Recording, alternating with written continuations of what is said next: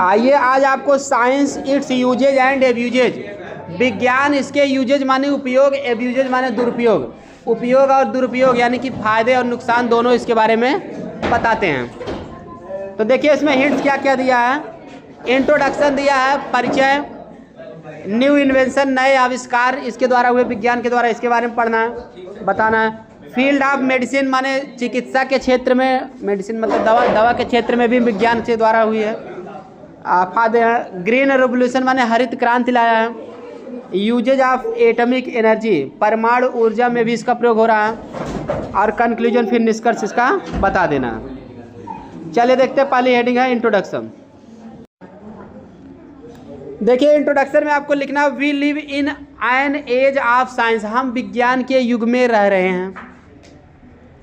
आज का युग वैज्ञानिक युग है, विज्ञान का युग है। युग मतलब समय।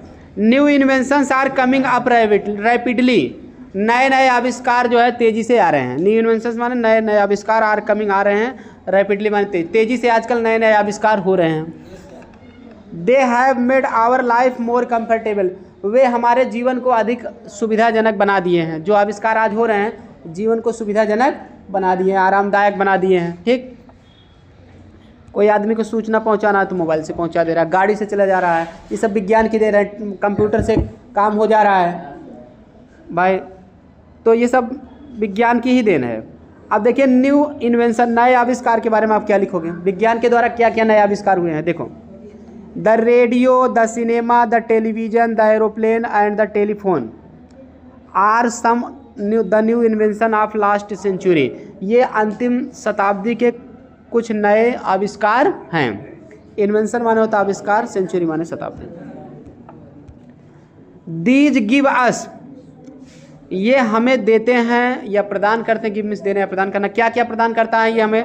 Television, radio, cinema, aeroplane, telephone, ये सब हमको क्या प्रदान करते हैं कि अंतिम शताब्दी से मतलब पिछले 100 साल में ये सब का आविष्कार जो हुआ है ये हमको क्या प्रदान करते हैं। एंटरटेनमेंट, आनंद प्रदान करते हैं। इंटरटेनमेंट माने मनोरंजन, मनोरंजन प्रदान करेंगे तो आनंद आपको आएगा। इनेबल अस, हमें इनेबल माने योग्य बनाते हैं। टू ट्रेवल फास्ट, फास्टर अधिक तेज यात्रा करने के योग्य बनाते हैं। मेक क्विक कम्युनिकेशन, जल्दी से, क्विक माने जल्दी से, कम्युनिकेशन माने आदान प्रदान, बात का आदान प्रदान भाई करने के लिए हमको बनाते हैं। कंप्यूटर से हम ऑनलाइन बात कर लेते हैं, चैटिंग करके या फिर ठीक है वीडियो कॉलिंग करके। ऑल दीज हैव, ये सभी कांक्वर्ड माने विजय प्राप्त करना, टाइम एंड स्पेस, इन सभी से समय और अंतरिक्ष पर विजय प्राप्त हुई है। स्पेस माने दूरी होता है, अंतरिक्ष होता है, स्थान होता है, ठीक है ना। समय और अंतरिक्ष पर विजय प्राप्त हुई है। जैसे समय मतलब से बात कर लिए मोबाइल से, कहीं कोई आदमी दूर है वहाँ जाके सूचना देने से बढ़िया जल्दी हो गया, समय की बचत हुई।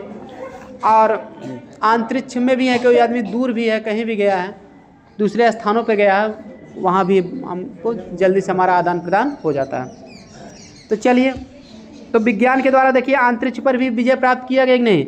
अब जैसे चंद्रयान को भेज दिया गया मंगल ग्रह पर, तो वहाँ पर भी आदमी विज्ञान के द्वारा ही पहुँचा है ना, तो मतलब पहुँच गया वहाँ पर, तो ये अंतरिक्ष पर विजय हुई कि नहीं हुई, विज्ञान की ही देन है। विज्ञान न होता, आविष्कार न होते तो इस तरह से आदमी पहुँच नहीं पाता। तो इस तरह से विज्ञान के द्वारा समय और अंतरिक्ष दोनों पर विजय प्राप्त हुई है। कांक्वर्ड माने विजय प्राप्त करना।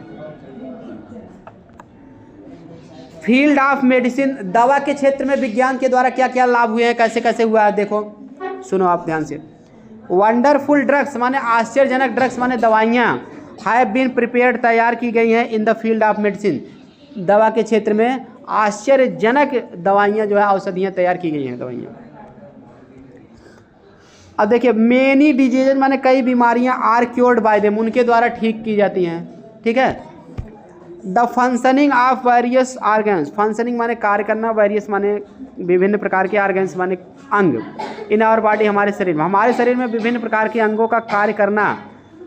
Is checked by scientific instrument, is checked माने जांच कर लिया जाता है, बाय साइंटिफिक इंस्ट्रूमेंट माने विज्ञान के यंत्रों द्वारा, वैज्ञानिक यंत्रों द्वारा जांच कर ली जाती है कि कौन कौन सा अंग किस तरह से काम कर रहा है। शरीर की पूरी MRI तक जांच कर दी जाती है नहीं, CT स्कैन या MRI, पूरे अंग की जांच कर दिया जाता है। सब विज्ञान के द्वारा ही सारी मशीनों का आविष्कार हुआ है। And serious disease are easily cured, और सीरियस डिजीज माने गंभीर बीमारियां, डिजीज माने बीमारी, गंभीर बीमारी का इजीली माने आसानी से क्योर्ड माने इलाज कर दिया जाता है, जांच करके इलाज कर दिया जाता है। ये विज्ञान की देन है, जांच होगी अच्छा तो इलाज हो जाएगा अच्छा। अगली हेडिंग हमारा है ग्रीन रिवोल्यूशन, हरित क्रांति। बाय साइंस माने विज्ञान के द्वारा ग्रीन रिवोल्यूशन, हरित क्रांति हैज बीन ब्रॉट अबाउट, चारों ओर लाई गई है। ब्रॉट अबाउट माने चारों ओर लाना, उजागर करना। नाउ ट्रैक्टर्स माने आजकल अब ट्रैक्टर प्लाऊ माने जोतते हैं, द फील्ड माने खेतों को, machines do harvesting, machine harvesting माने फसल काटना, मशीन से फसल कटती है। तो ये भी विज्ञान की ही देन है। हरित क्रांति मतलब जो फसल वगैरह लहलहा रहे हैं, हरी भरी हो रही हैं, उसी को फसलों का उत्पादन बढ़ाना, इसको हरित क्रांति कहते हैं। क्लियर? तो विज्ञान की देन है। आजकल क्या भाई देखिए, ट्रैक्टर एक से एक प्रकार के ट्रैक्टर, रोटोवेटर का सारे चीज़ों का आविष्कार किया गया है। अच्छे अच्छे ट्रैक्टर आ रहे हैं, जोत रहे हैं खेत। पहले आदमी बैल से जोतता था, तो विज्ञान की देन हुआ ट्रैक्टर बने। और उसके बाद मशीनों से फसल काटी जा रही, हाथ से आदमी काटता है। ज़्यादा किसान बड़े हैं तो कितना दिन लगेगा, अब फसल काट लिया था, गेहूँ है, धान है, सभी फसलें ट्रैक्टर से कट जा रहे हैं। वो मशीन उसके काटने वाली आ रही हैं, भूसा भी बना दिया जा रहा, ठीक है। पुआल को भी मतलब छोटे छोटे टुकड़ों में उसको काट के रख दे रही है खिलाने पिलाने के लिए। तो ये सब क्या है, हरित क्रांति लाई गई है। हरित क्रांति मतलब ये चीज़ें लिखना है कि कैसे हमारे ट्रैक्टर से खेत की जुताई और फसल की कटाई मशीनों से हो रही, ये हरित क्रांति वाले पोर्शन में लिख देना है। बात समझ में आ गया? हरित क्रांति कैसे लाया है विज्ञान। अब अगला देखते हैं, यूज ऑफ एटॉमिक एनर्जी, परमाणु ऊर्जा का प्रयोग भी विज्ञान की देन है। कैसे?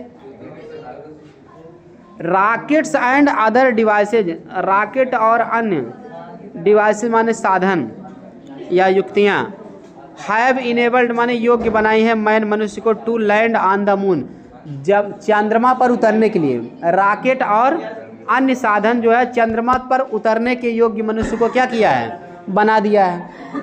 ठीक है, रॉकेट छोड़ के चंद्रमा तक की पूरा जानकारी ले लेते हैं। स्पेस ट्रेवल माने अंतरिक्ष यात्रा में बिकम हो सकती है कॉमन सामान्य in the near nature, near future माने निकट भविष्य में।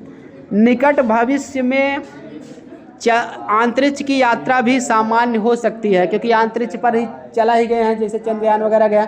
इसी तरह से मतलब तमाम सारी यात्राएं आने वाले समय में निकट भविष्य में होती रहती हैं, उस आम बात हो जाएगी। ये नहीं कि कोई पहली बार गया है, बहुत लोग जाने लगेंगे। एटॉमिक एनर्जी, परमाणु ऊर्जा का कैन रन माने चल सकती है, मिल्स माने मिलें, फैक्ट्री माने फैक्ट्रियाँ।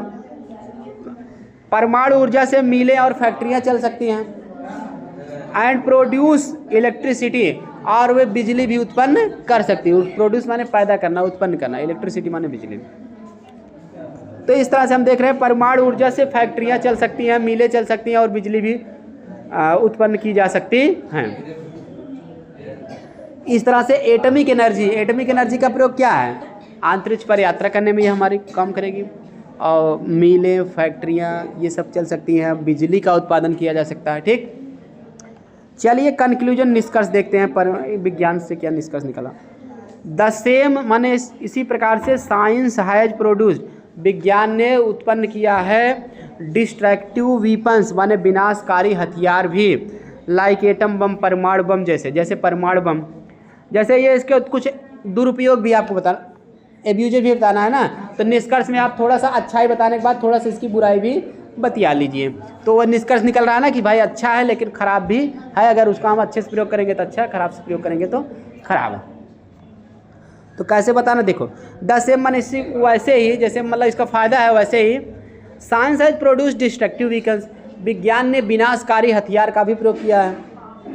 वीपन्स माने हथियार, लाइक एटम बम जैसे परमाणु बम, एंड हाइड्रोजन बम और हाइड्रोजन बम। अगर इनका प्रयोग अगर कर दिया जाए किसी के ऊपर तो भाई विनाश भी हो जाएगा ना।